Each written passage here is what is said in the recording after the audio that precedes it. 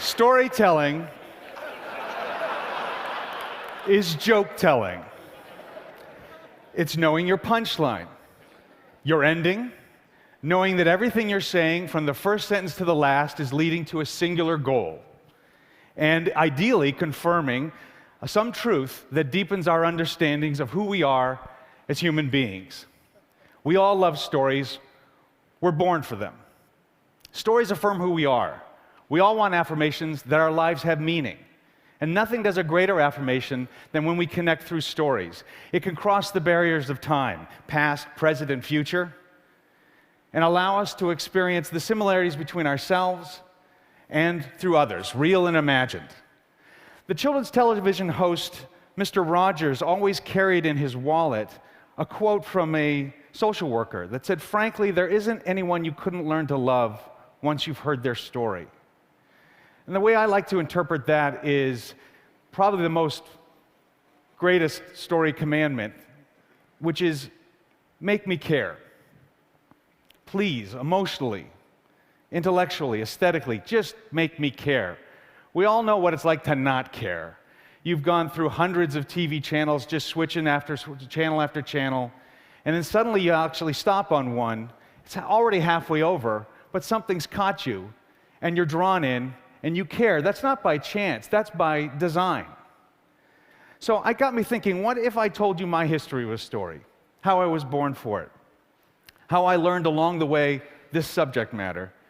And to make it more interesting, we'll start from the ending, and we'll go to the beginning.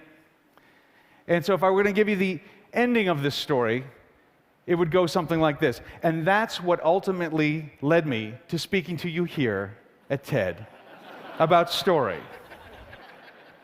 And the most current story lesson that I've had was completing the film I've just done this year in 2012. The film's John Carter. It's based on a book called A Princess of Mars, which was written by Edgar Rice Burroughs. And Edgar Rice Burroughs actually put himself as a character inside this movie and is the narrator. And he's summoned by his rich uncle, John Carter, to his mansion with a telegram saying, "See me at once." But once he gets there, he's found out that his uncle has mysteriously passed away and been entombed in a mausoleum on the property. You won't find a keyhole. Thing only opens from the inside. He insisted. No embalming, an open coffin, no funeral. You don't acquire the kind of wealth your uncle commanded by being like the rest of us, huh? Come, let's go inside.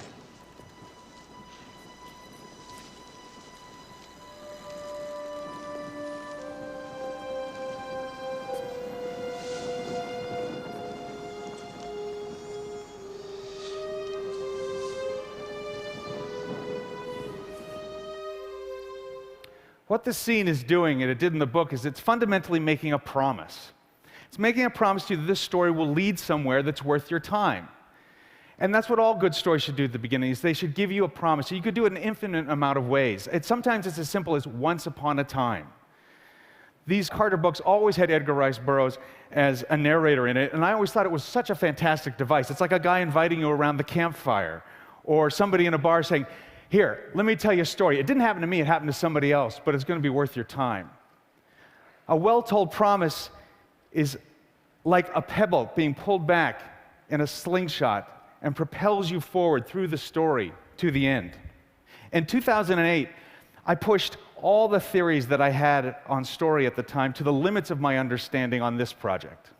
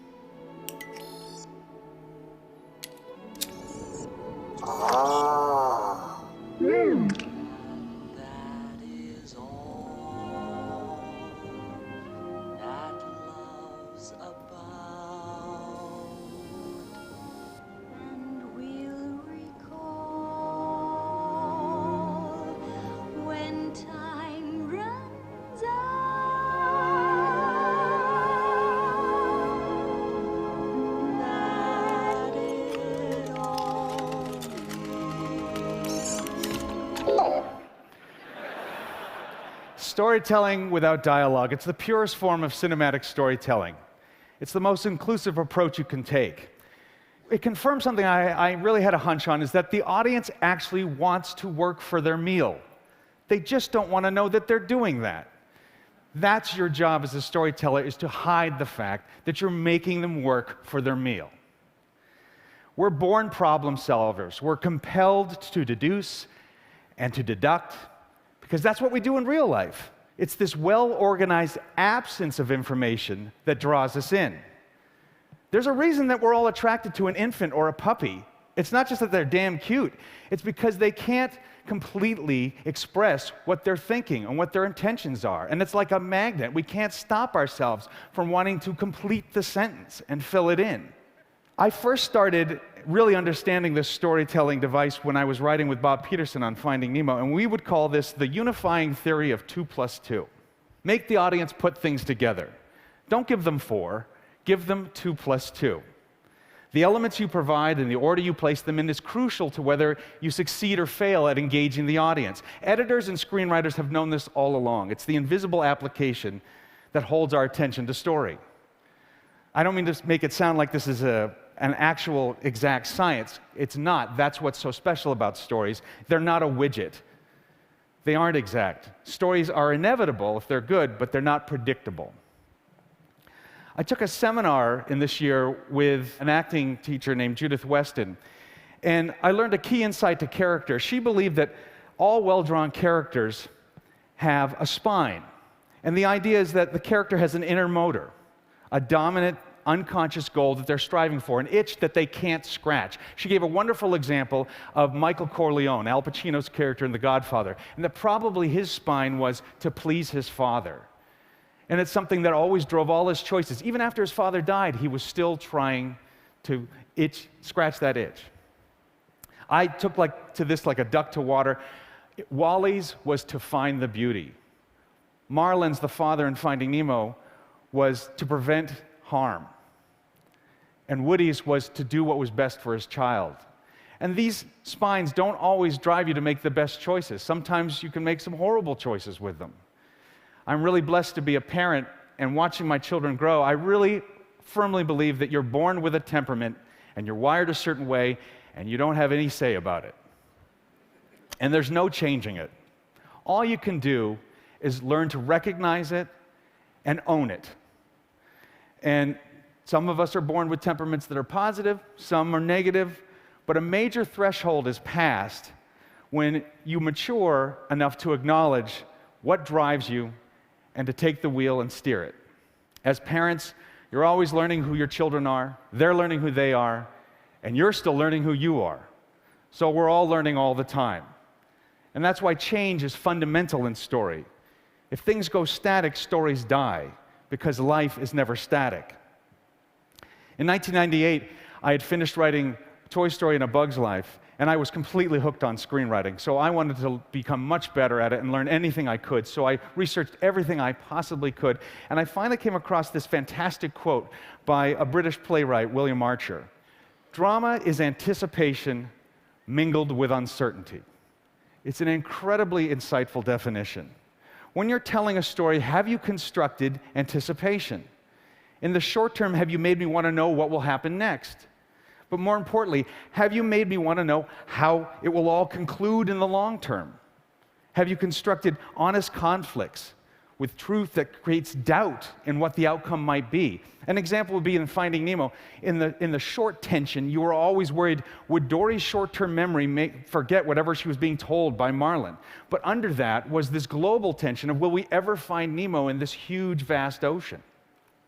In our earliest days at Pixar, before we truly understood the invisible workings of story, we were simply a group of guys just going on our gut, going on our instincts. And it's interesting to see how that led us places that were actually pretty good. You got to remember that in this time of year, 1993, what was considered a successful animated picture was Little Mermaid, Beauty and the Beast, Aladdin, Lion King. So when we pitched Toy Story to Tom Hanks for the first time, he walked in and he said, "You don't want me to sing, do you?" And I thought that epitomized perfectly what everybody thought animation had to be at the time. But we really wanted to prove that you could tell Story's completely different in animation. So we didn't have any influence then, so we had a little secret list of rules that we kept to ourselves, and they were no songs, no I want moment, no happy village, no love story. And the irony is that in the first year, our story was not working at all, and Disney was panicking. So they privately got advice from a famous lyricist who I won't name, and he faxed them some suggestions, and we got a hold of that fax. And the fax said there should be songs, there should be an I Want song, there should be a Happy Village song, there should be a love story, and there should be a villain. And thank goodness we were just too young, rebellious, and contrarian at the time. That just gave us more determination to prove that you could build a better story.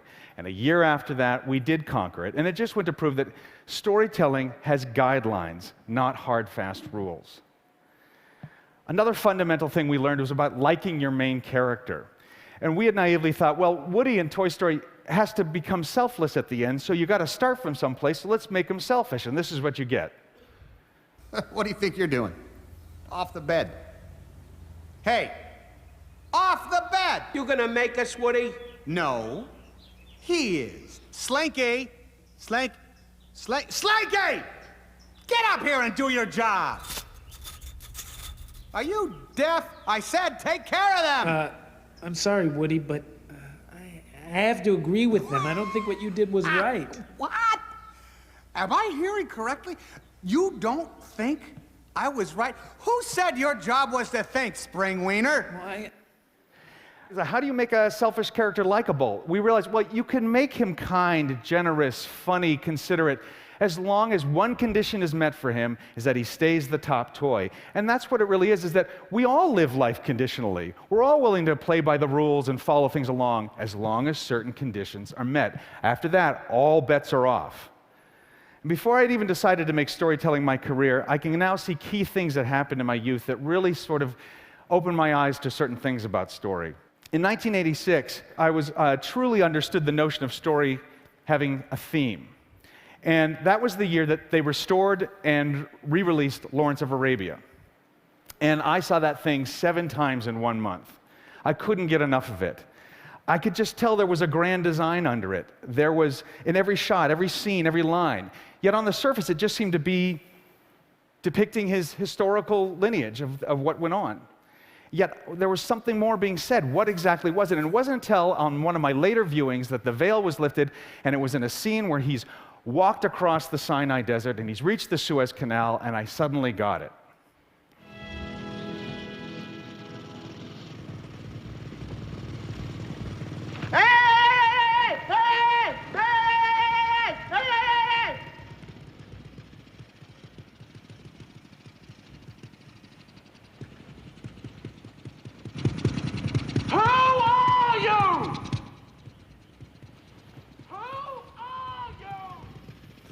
That was the theme. Who are you? Here were all these seemingly disparate events and dialogues that just were chronologically telling the history of him, but underneath it was a constant, a guideline, a roadmap. Everything Lawrence did in that movie was an attempt for him to figure out where his place was in the world. A strong theme is always running through a well-told story. When I was 5, I was introduced to possibly the most major ingredient that I feel a story should have, but is rarely invoked. And this is what my mother took me to when I was 5. Come on, it's all right. Look, the water is stiff.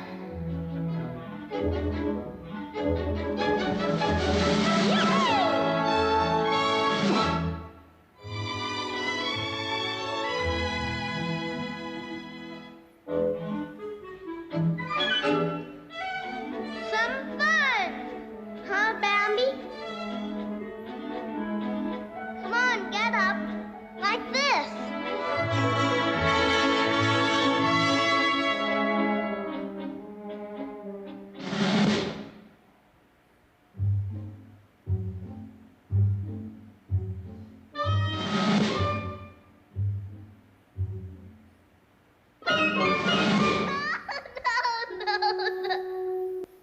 I walked out of there wide-eyed with wonder. And that's what I think the magic ingredient is, the secret sauce, is can you invoke wonder? Wonder is honest, it's completely innocent, it can't be artificially evoked. For me, there's no greater ability than the gift of another human being giving you that feeling. To hold them still just for a brief moment in their day and have them surrender to wonder. When it's tapped, the affirmation of being alive, it reaches you almost to a cellular level. And when an artist does that to another artist, it's like you're compelled to pass it on. It's like a dormant command that's suddenly activated in you, like a call to Devil's Tower. Do unto others what's been done to you. The best stories infuse wonder. When I was 4 years old, I have a vivid memory of finding 2 pinpoint scars on my ankle and asking my dad what they were, and he said I had a matching pair like that on my head, but I couldn't see them because of my hair. And he explained that when I was born premature, that it came out much too early, and I wasn't fully baked. I was very, very sick, and that when the doctor took a look at this yellow kid with black teeth, he looked straight at my mom and said, "He's not going to live." And I was in the hospital for months, and many blood transfusions later, I lived. And that made me special. I don't know if I really believed that. I don't know if my parents really believed that, but I didn't want to prove them wrong. Whatever I ended up being good at, I would strive to be worthy of the second chance I was given.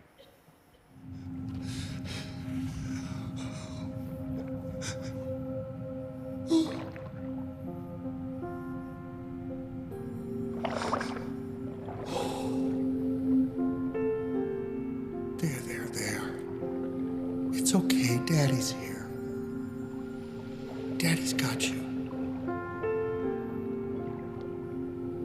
I promise I will never let anything happen to you.